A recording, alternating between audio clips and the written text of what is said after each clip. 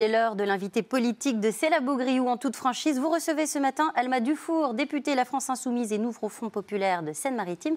Bonjour à toutes les deux. Bonjour Alma Dufour. François Bayrou a présenté hier le plan Mayotte debout qui contient plusieurs promesses.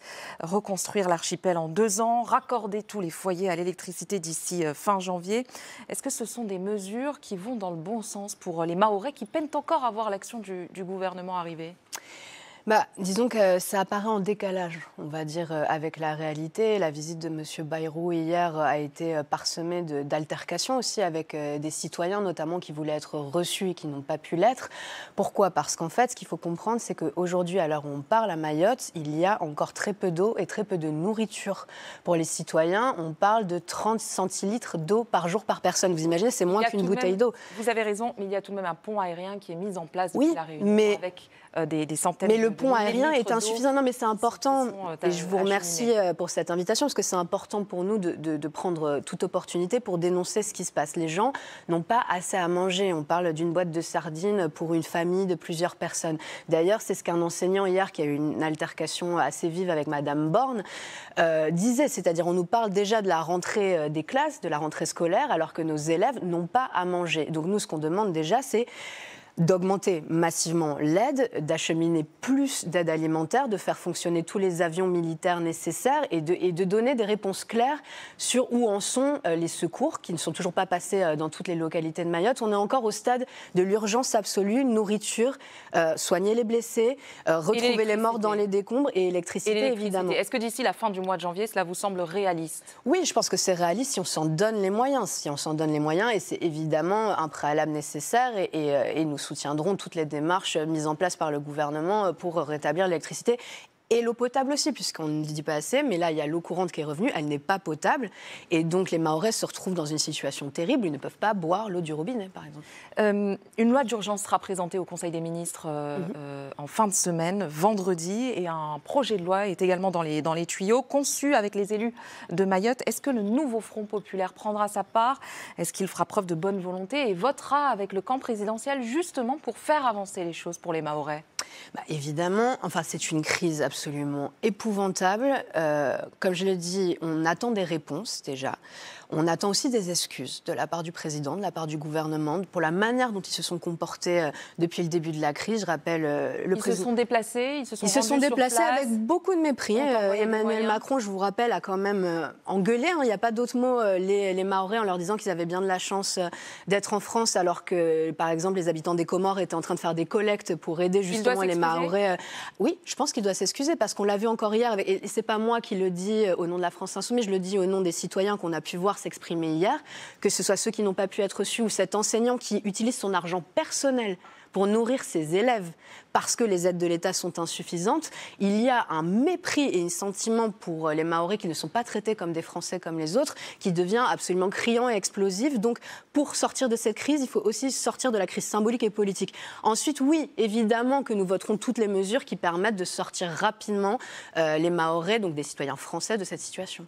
François Bayrou, hier, je vais le citer, a dit ceci: quiconque prétendrait qu'il n'y a pas de problème d'immigration brûlant serait irresponsable. Est-ce qu'il y a, Alma Dufour, un problème d'immigration brûlant aujourd'hui à Mayotte ? Alors, je dirais déjà, encore une fois, avant de parler de toute autre chose, il faut rétablir l'aide humanitaire la plus élémentaire. C'est-à-dire là-dessus, on vous a entendu. Mais sur la question de l'immigration, la présidente de ce collectif citoyen, oui, je vais vous répondre. Je vous interromps, mais vous le savez, les habitants, y compris justement dans les reportages que l'on peut voir, en parlent aussi. Cela fait partie aussi des préoccupations. Et ce qu'elle a dit, c'est très juste. Elle a dit, il y a des gens qui n'ont pas à manger et on nous parle déjà du droit du sol. Ce que je veux dire, c'est qu'il ne faut pas mettre la charrue avant les bœufs, mais évidemment qu'il y a un problème, mais ce n'est pas un problème d'immigration en tant que tel. C'est un problème de gestion de l'immigration. Donc vous parliez du droit du sol, on le laisse tel quel, on n'y touche pas. Alors je ne sais pas si vous savez par exemple que qu'il y a beaucoup de ressortissants des Comores en France hexagonale, par exemple à Marseille. Est-ce que c'est un problème particulier ? Absolument pas. Non, mais là on parle notamment d'une situation irrégulière, non, mais la question, représente un tiers de la population. C'est ce que Et la question, c'est qu'en fait on concentre des gens qu'on ne traite pas comme des êtres humains puisqu'on les laisse vivre dans des bidonvilles qui sont absolument inacceptables et qui sont devenus des charniers.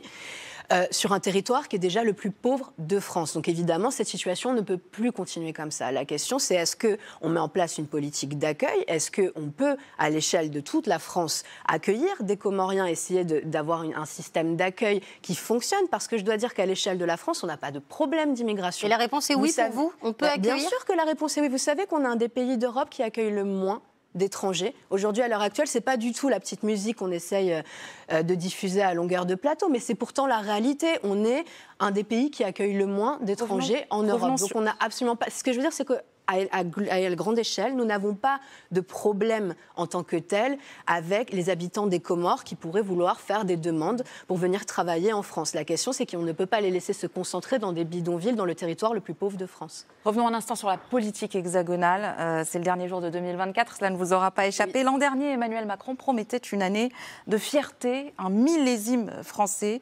Ça a été une année chaotique sur le plan politique. Vous n'allez pas me contredire. Qu'est-ce que vous attendez des vœux du président de la République ce soir? J'en attends rien, à part qu'il respecte enfin le résultat des élections législatives qu'il a lui-même convoquées en juillet.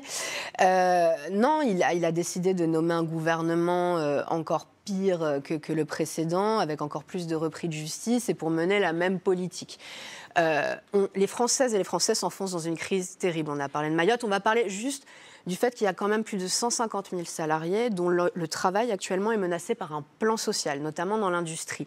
Un Français sur deux n'arrive pas à payer ses factures d'énergie. Il n'y a jamais eu autant de pauvres depuis 40 ans que sous Emmanuel Macron. Les faillites ont explosé. Donc moi, ce que j'attends, c'est qu'il laisse des gens qui portent une autre politique, qui sont d'ailleurs arrivés en tête de l'élection législative, c'est-à-dire le nouveau Front populaire. Oui, mais vous savez que vous n'arriverez pas à obtenir... Ok, on peut dire... Alors, mais moi, j'ai pas à dire que j'attends quelque chose des vœux du président, d'un président qui est de moins en moins populaire, de moins en moins légitime, et qu'on va continuer à s'enfoncer dans la crise et qu'on a hâte de pouvoir enfin reprendre le contrôle du pays pour le bien des gens. Et alors, vous parliez justement de la situation économique. Éric Lombard, ministre de l'économie, veut recevoir les groupes parlementaires.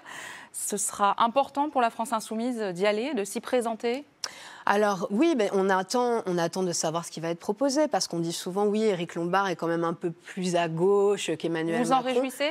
Je m'en réjouis pas, parce que la vie, c'est pas une dissertation. C'est-à-dire, on a beaucoup entendu... Il a des convictions, il dit qu'il y a une urgence sociale, que trop de situations des revenus insuffisants. C'est une histoire d'action. Moi, si Éric Lombard dit, je suis pour l'indexation des salaires sur l'inflation, par exemple, je suis pour l'augmentation des petites retraites pour les retraités qui n'arrivent plus à se nourrir convenablement, je suis pour le blocage des factures d'électricité, évidemment, j'accueillerai ces propositions avec enthousiasme. Le problème, c'est qu'on est quasiment sûr qu'il ne les fera pas. Pourquoi ? Parce que c'est Emmanuel Macron qui décide. Éric Lombard a très peu de pouvoir et Emmanuel Macron ne veut pas sortir les Françaises et les Français de la crise du pouvoir d'achat dans laquelle ils se trouvent. Et donc, Alma Dufour, vous allez redéposer une motion de censure au début de l'année, juste après la déclaration de politique générale de François Bayrou.